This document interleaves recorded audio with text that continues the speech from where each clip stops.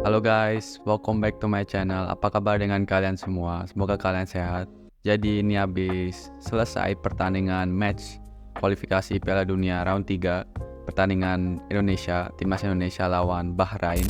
Dan jujur ini masih sedikit emosi karena melihat pertandingan tadi. Tentunya di menit-menit akhir ini tadi guys, karena aku sebenarnya nggak nyangka sih kalau wasitnya seperti ini. Sebenarnya aku udah tahu waktu Australia lawan Bahrain itu juga beritanya kalau tim Bahrain juga sedikit mainnya sedikit kotor atau sedikit ya dikit-dikit jatuh, dikit-dikit pelanggaran, dikit-dikit kartu, terus sampai pemain dari Australia juga mendapatkan kartu merah kalau nggak salah. Nah tapi aku nggak mengira kalau bakal separah seperti ini tadi, karena ini tadi benar-benar parah banget dan benar-benar emosi, dan juga pasti kalian juga emosi tentunya. Apalagi di menit akhir yang extra time-nya adalah 6 menit. Oke, mungkin itu masih bisa ditoleransi ya, masih bisa dipahami. Tapi ketika menit extra time udah 96, itu wasitnya belum fluid. Oke, mungkin masih ada sedikit, dia masih cari momen yang netral mungkin kan. Menit 97, menit 98, menit 99 belum di fluid, belum selesai pertandingannya. Menit 98 aku benar-benar udah nggak tahu kenapa sih, karena kita udah ada momen-momen di mana wasit bisa fluid pertandingannya biar selesai, tapi dia nggak melakukan itu. Dia malah justru kelihatan banget kalau dia mengulur waktu, mencari momen di mana Bahrain bisa counter attack atau mendapatkan set piece atau mendapatkan corner.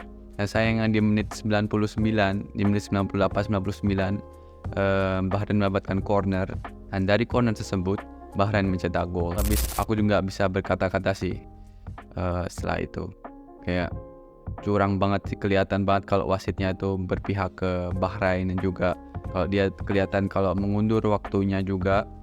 Jadi ya ini bukan faktor tim lagi sih, ini benar-benar faktor dari wasitnya, dari pengurus, mungkin dari AFC-nya juga ya, entah siapa yang mungkin membayar wasitnya, karena benar-benar kelihatan juga, dan wasitnya juga nggak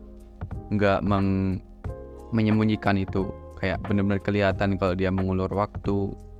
Setiap pelanggaran dari timnas Indonesia sebenarnya nggak pelanggaran, kayak cuma kesenggol dikit aja pemain Bahrain jatuh.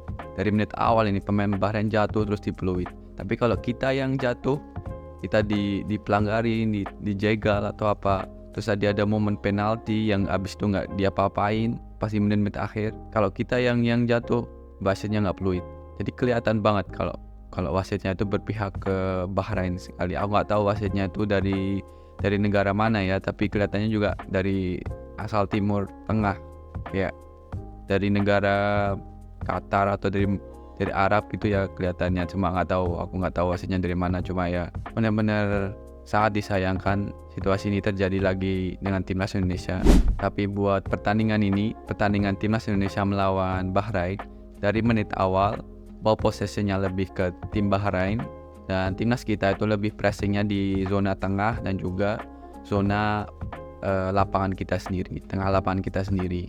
Nah terus Bahrain bisa mengoper bola dengan nyaman tentunya, tapi menurutku walaupun mereka bisa ball possession, mereka nggak benar-benar berbahaya. Mereka cuma mendapatkan, aku kira tadi ada dua shot on target, dan dimana Maarten Pas juga menepis bolanya. Selain mereka free kick, set piece free kick dan gol itu mereka nggak benar-benar bahaya. Bahkan di menit-menit akhir di babak pertama, di menit 40 itu kita malah lebih mendapatkan ball possession, dan kita bisa passing dengan bagus, dengan nyaman, dan kita mendapatkan beberapa peluang juga.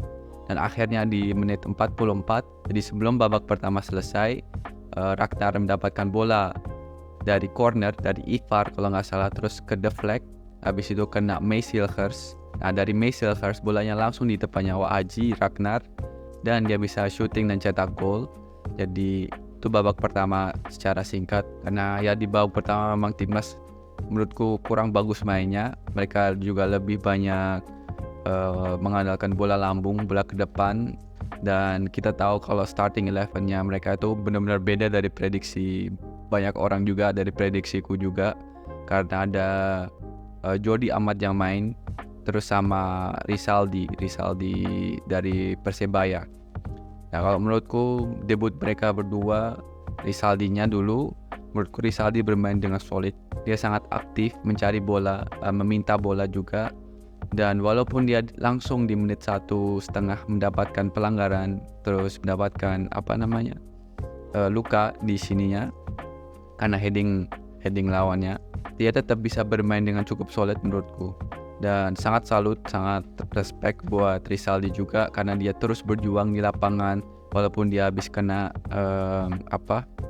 luka, dan lukanya itu cukup dalam tadi aku lihat pas di replaynya. Jadi menurutku sangat solid Rizaldi mainnya, dan di babak kedua dia juga masih main beberapa menit habis itu diganti. Nah kalau Jordi Amat, menurutku dia nggak bermain jelek, cuma menurutku dia masih kurang mainnya dibanding pesaing-pesaingnya seperti Rizky Ridho. Nah aku juga heran kenapa Rizky Ridho nggak dimainin di awal, karena ya prediksiku sih kemarin aku lupa bilang Rizky Ridho, tapi menurutku Rizky Ridho tuh cocok untuk menjadi starting 11.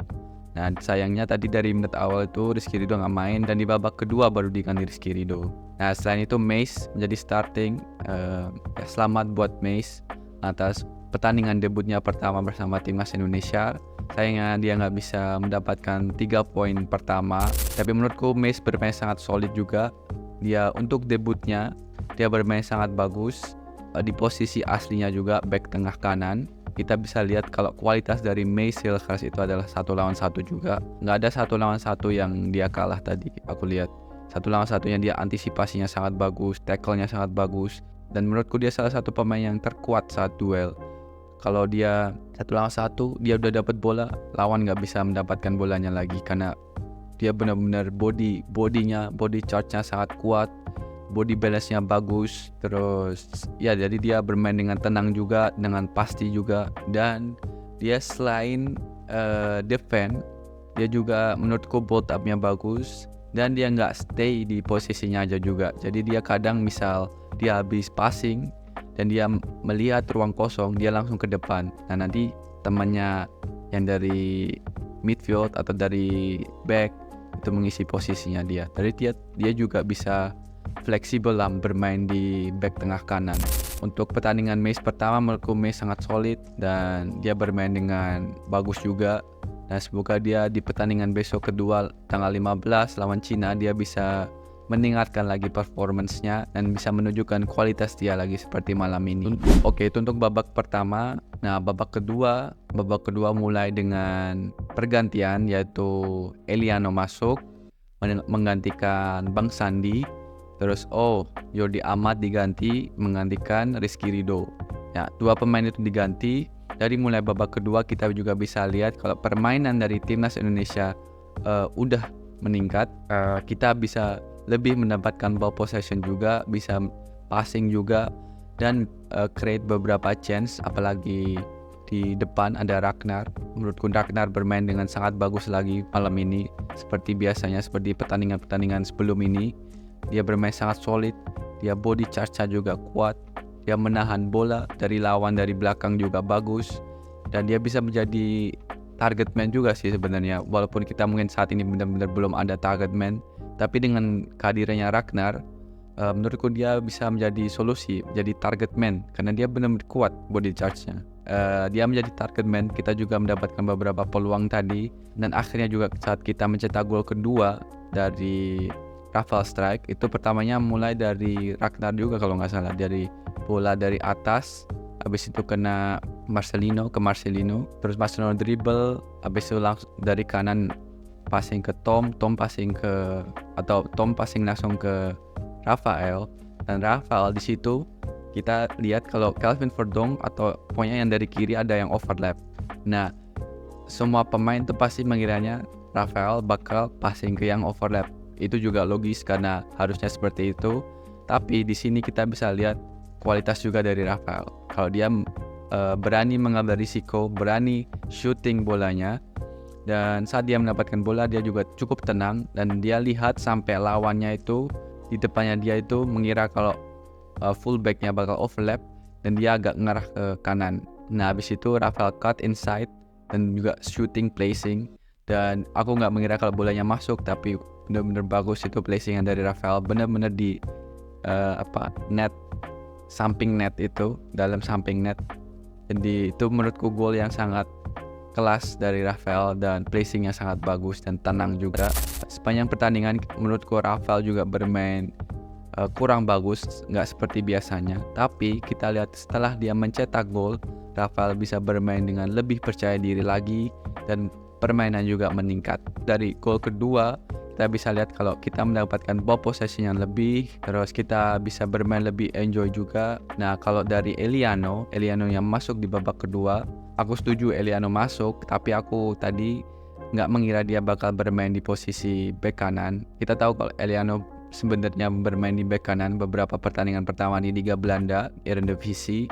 Cuma itu bukan posisi aslinya dia kalau menurutku, karena Eliano dari awal tuh bermain di posisi gelandang serang, gelandang atau penyerang, winger. Nah aku kira pas Eliano masuk itu dia bakal bermain menggantikan, kalau nggak Rafael, Rizaldi yang juga terluka tentunya. Jadi aku mengiranya seperti itu, tapi ternyata Eliano bermain di bek kanan. Nah menurutku dari debutnya Eliano dia bermain gak ada masalah apa-apa, dia bermain juga cukup oke, cukup solid. Dia melakukan tugasnya dengan baik juga sebagai bek kanan. Tapi menurutku Eliano tidak bisa memperlihatkan performance terbaiknya dia, kualitas performance terbaiknya dia. Karena ya seperti yang aku bilang tadi, menurutku Eliano tuh lebih bagus bermain di gelandang atau penyerang. Seperti kita lihat kalau Nathan bermain di bek kiri, nah di situ kita tidak bisa melihat performance terbaiknya dari Nathan. Tapi kalau Nathan bermain di gelandang, kita bisa lihat performance dari Nathan. Nah menurutku Sintayong mungkin masih mengeksperimen posisi Eliano bakal yang terbaik di mana. Ya kita lihat aja di pertandingan selanjutnya apakah Eliano bermain di bek kanan lagi atau dia bakal rotasi ke gelandang atau ke penyerang. Tapi overall Eliano bermain dengan cukup solid, walaupun dia pemainnya pendek tapi dia bisa menang duel di udara. Aku lihat tadi beberapa kali, dan dia juga ikut ofensif juga, walaupun dia bek kanan dia ikut ofensif, dan sebagai defensif dia juga ikut juga. Jadi menurutku Eliano menjalankan tugasnya sebagai wingback kanan dengan baik malam ini. Semoga di pertandingan selanjutnya melawan Cina Eliano bisa bermain lebih bagus lagi, meningkat lagi performance-nya, dan bisa memperlihatkan performance-nya yang 100%. Jadi menurutku itu babak kedua, dan ya itu tadi sih aku masih sedikit ya emosi, kesel banget sama AFC atau wasitnya, entahlah aku nggak tahu ya. Cuma ini hal yang harusnya nggak terjadi. Kita benar-benar dicuri poin karena kita berhak mendapatkan 3 poin malam ini. Yang harusnya kita bisa mendapatkan 3 poin, kita mendapatkan 1 poin malam ini. Tapi aku nggak tahu ya ini bisa diprotes atau enggak. Tapi yang jelas malam ini kita mendapatkan 1 poin. Dan ya dari sini kita harus fokus ke pertandingan selanjutnya karena tetap berjalan, sudah berakhir pertandingannya. Dan kita harus fokus ke depan, yaitu pertandingan lawan Cina, karena di sana kita juga bisa mendapatkan poin penuh tentunya. Aku optimis dan aku sangat yakin dengan kualitas pemain timnas saat ini. Aku yakin timnas bisa bermain dengan bagus dan juga bisa meraih 3 poin lawan Cina besok. Oke guys, mungkin ini video after match hari ini. Menurut kalian siapa yang man of the match dari timnas malam ini? Kalau menurutku Maarten Paes sih malam ini, karena dia bermain dengan sangat bagus. Dan aku tadi lihat dia tangannya sangat lengket banget dengan bolanya. Ada beberapa shooting dari tim Bahrain, dan aku nggak mengira Maarten bisa menangkap bolanya dengan benar-benar lengket. Aku kira dia bakal deflect atau diving atau mengarahkan bola keluar, tapi dia benar-benar tangkap lengket. Sangat luar biasa sih, itu kualitas, benar-benar kualitas dari Maarten Paes.